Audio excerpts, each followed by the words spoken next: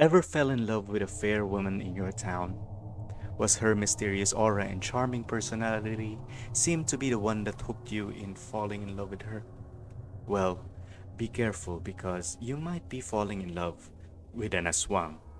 Hey guys, Sir Hobbyist here, and in this episode we will be talking about the dreaded monster in Philippine mythology, the aswang.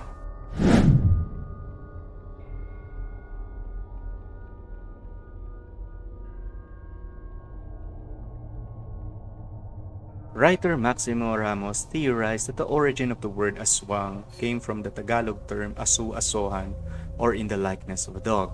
The reason being is that it is believed that the aswang can take the form of a dog.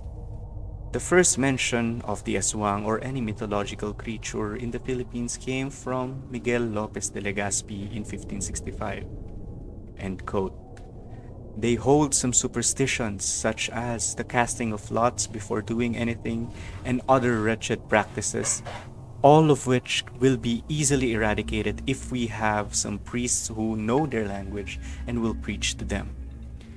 The Spaniards jot the belief of the supernaturals as superstitions, but isn't the best way to hide is to make people believe that you don't exist, that you are just a superstitious belief. Most types of aswangs are integrated in society, may it be in an urban place or in a more common rural setting. They would usually appear to be an alluring person who has all the human traits, or in some cases, they could be even more charming than a regular person. But don't be fooled. These creatures would go in for the kill once it feels that there will be no witnesses. The reason it needs to kill is just a matter of survival.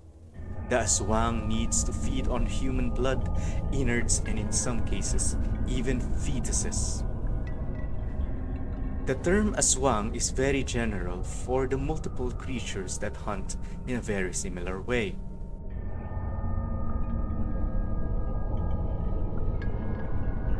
The first type of aswang is what we call the vampire-aswang. These are very similar to other versions of vampires in different culture. However, it is different in the way that it doesn't have two fangs. Witnesses say that it has a proboscis-like tongue that would pierce any human it decides to feast onto, sucking its blood until there is nothing more to drain. Unlike vampires in Western mythology, these vampires do not live in tombs nor are scared of sunlight. These vampires either live in secluded forests or disguise themselves as fair women in society.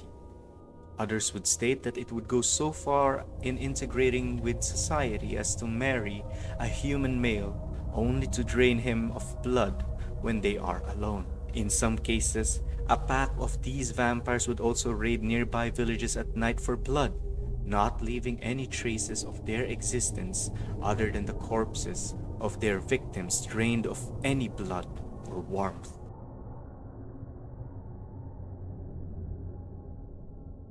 Like the vampire aswang, witnesses say that the TIK-TIK would also disguise itself as a fair woman and would also integrate itself to society. In some cases, it also secludes itself to a forest, and it also has a proboscis-like tongue like the vampire aswang. However, the similarity stops there. This creature has the ability to sprout bat-like wings and cut itself in half, leaving behind its body from the waist down as it flies around in search of its prey. Unlike the vampire aswang, it does not hunt for blood, but it hunts for the innards of its victim. Its favorite, however, are the fetuses of women. Witnesses would say that miscarriages are the doings of a TIK-TIK. It would perch up on the roof of pregnant women, and once she is asleep, the TIK-TIK would use its long tongue to pierce the stomach of the woman and suck the fetus out. The TIK-TIK gets its name because of the sounds that it makes. The ticking sound is meant to confuse people with no knowledge of it. When the ticking sound is loud, it means that the TIK-TIK is far away. And when the ticking sound is soft, it means that it is basically in your vicinity.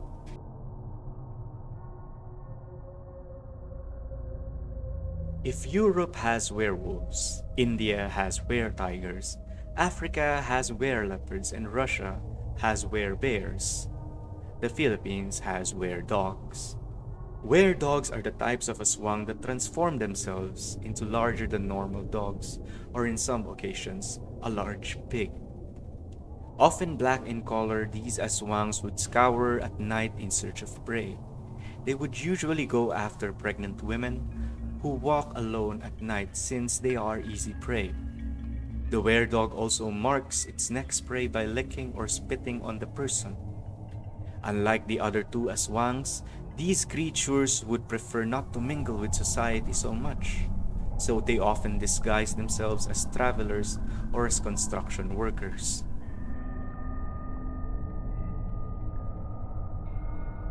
Let's get things straight.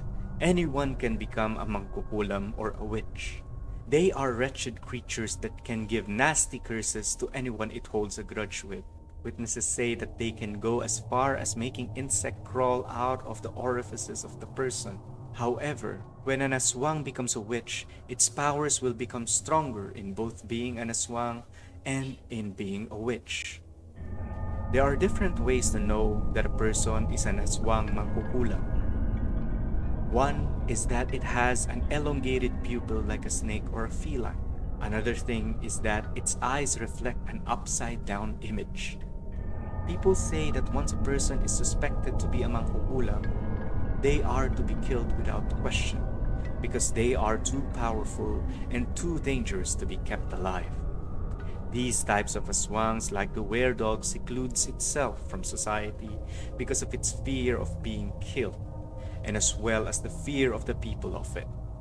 In some cases, humans would go to the aswang mangkukulam to curse another who have wronged them.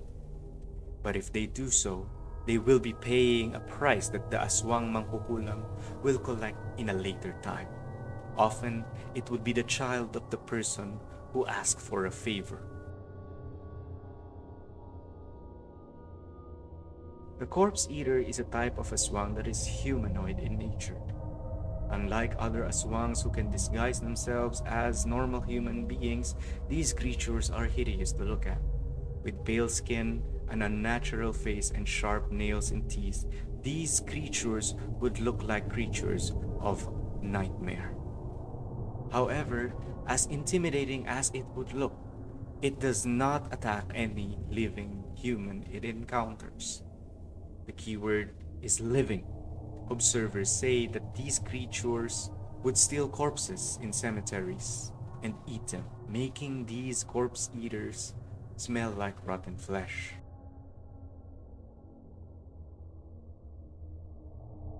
Although most of the behaviors differ in different aswangs, one thing is common: their insatiable hunger and their drive to satiate it. When an aswang needs to feast, it will go out of its way to be able to do so. They are not to be taken easily, since if one aswang is present in society, chances are there are more of them.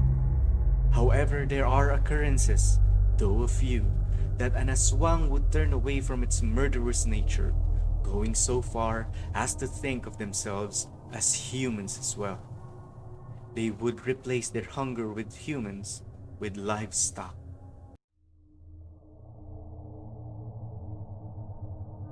Although there are numerous types of aswang, it is usually driven away with similar means. Any purifying element would be proven effective to ward them off. Salt, ash, holy objects and prayers, the tail of a stingray, vinegar, and even urine are cited to be effective in repelling aswangs. In slaying aswangs, however, a bolo knife would be proven effective. Firearms are not recommended. You can slay an aswang by chopping it in half.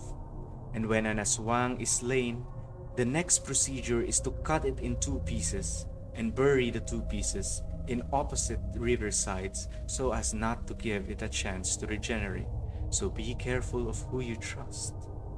They might be normal in your eyes, but they might be an aswang hiding in plain sight.